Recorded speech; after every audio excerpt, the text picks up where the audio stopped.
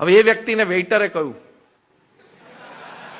કે મારે તમારી માટે એક સજેશન છે. આ એમના જીવન ચરિત્રમાં એમને પ્રસંગ લખ્યો છે.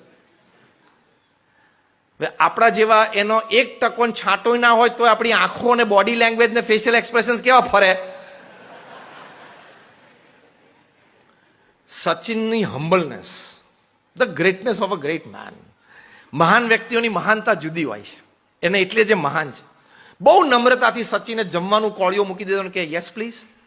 અને પેલાએ કહ્યું કે સર તમે જે એલ્બો ગાર્ડ પહેરો છો ને તમારા લેફ્ટ હેન્ડનો, આઉટર હેન્ડનો, એ તમારા એલ્બોની સેજ ઉપર જાય છે, આટલો બહાર નીકળે છે.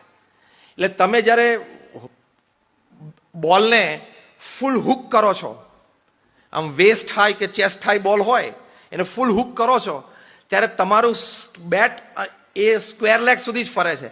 ડીપ ફાઇન લેગ સુધી તમારા હુક ને પુલ શોટ્સ જતા નથી. સચિને શું બોલે છે કે સર એટલે નથી જતા કે આ તમને નડે છે.